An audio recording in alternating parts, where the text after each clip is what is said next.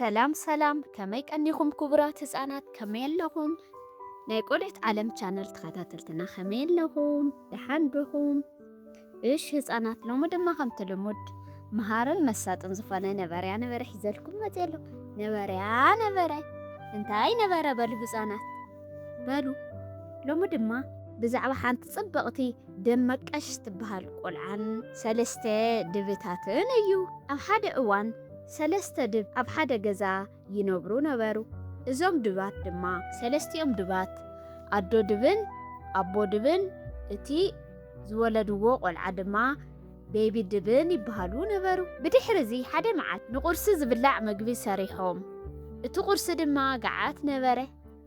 እዚ ገዓት ቂዒቶም ሰሪሖም ኣብ ሰለስተ ኣቕሓ ገይሮም ናይ ቤቢ ንበይኑ ናይ ኣዶ ንበይና ናይ ኣቦ ንበይኑ ኣቐሚጦም እስኪ ክስዐይ ዝሓለልና እሞ ንሕና እስኪ ንእሽተይ ተሸራሸርና ክንመጽእ ኢሎም ወፁ።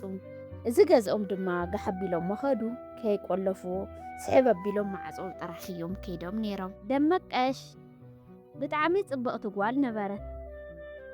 ደመቀሽ ኣብቲ ጫካ ክትዛወር ከላ ብድንገት ናይቶም ሰለስተ ድብታት ገዛ ረኣየ። ብድሕሪ እዚ ውይ ደኺሙና ኣሎ እምበኣር ኣብዚ ገዛ እዚ ከይደ ክዓርፍ ኣለኒ ኢላ ናብቲ ገዛ ኳሕ ኣበለት እሞ ማንም ከምዘየላ ያረጋገፀት። ድፍእ ኣቢላ ከፈተቶ።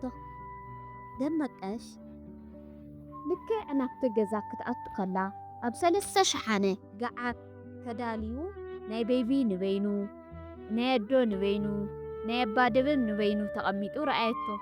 እቲ ናይ ኣባ ድብ ተጣዓመቶ ውዒ ኮነ።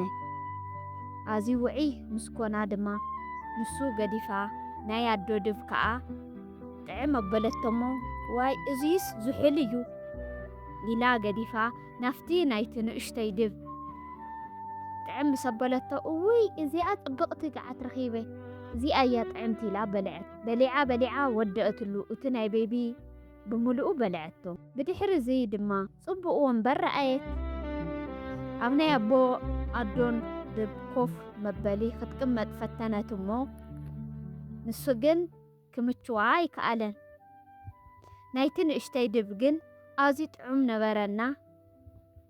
እስኪ እዚኣስ ክትጽብቕ ኢላ ኮፍ ምስ በለትላ እቲ ወንበር ንንእሽተይ ስለ ዝተሰርሐ ክስከማ ስለ ዘይከኣለ ተሰበረ። ብድሕሪ እዚ ዋይ ሕዝስ በሊዐ ኣሎ ዓራት ኣሙኸ ዘይደሊ ክድቅስ ኢላ መደቀሲ ኣተወት እሞ ኣብቲ ናይ ኣቦ ዓራት ደቀሰት። እቲ ናይ ኣቦ ዓራት እዋይ እዙይስ ደረቕ እዩ እዚ ኣይምችወንን እዩ ኢላ ናይ ኣዶ መኮረቶ።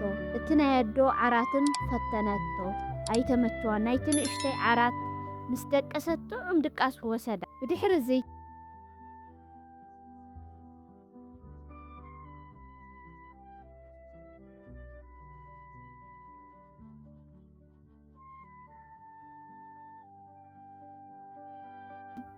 እቶም ድብታት ድማ ካብ ዙሮት ካፍቲ ንሽርሽር ኢሎም ዝወፅዎ ምስ ተመለሱ ሓደ ሰብ ናብ ገዝኦም ከም ዝኣተወ ተረድኡ። ኣተው እሞ ኣብዚ ገዛና መን ኣትዩ ነይሩ ኢሎም ርኢ ተበልዎ። እዚ ሳሎን ምግቢ ዝተዳለወሉ ናይ ኣቦ ድብ ምግቡ ከም ዝተጣዓመ ፈለጦ። መን ምግበይ ንኽእዎ በለ።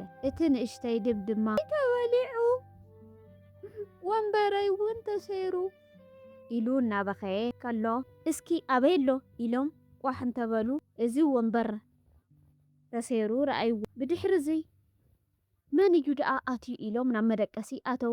መን ኣትዩ ነይሩ ኢሎም ግልጽልጽ ምባል ጀመሩና ቤቢ ድብ ከምዚ በለ ረአዩ ኣብ ናተይ ዓራት እኮ ሓንቲ ጓል ደቂሳላ በለ።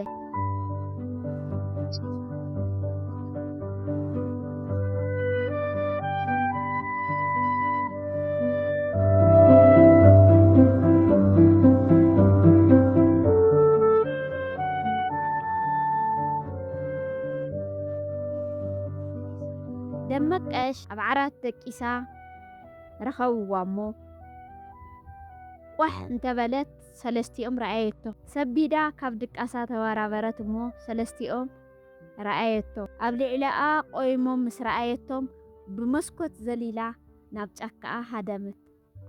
ካብቲ እዋን ንሱ ጀሚራ ናብ ገዛ ዋና ብዘይ ፍቓድ ምእታው ሕማቕ ምዃኑ ናይ ሰብ ንብረትም ብዘይ ፍቓድ ዘይንካእ ምዃኑ ዘይለዓል ምዃኑም ተምሃረት።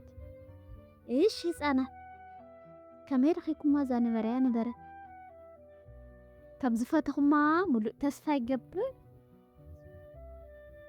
ካብዚ ነበረያ ነበረ እንታይ ተማሂርኩም ህፃናት? ናይ ሰብ ንብረት ኮነ ናይ ሰብ ኣቕሓ ኮነ ናይ ሰብ ምግቢ ብዘይ ፍቓድ ክብላዕ ኣይኽእልን። እሺ ህፃናት ሰሰና ይንዓኹም ህፃናት ደህና ሁኑ።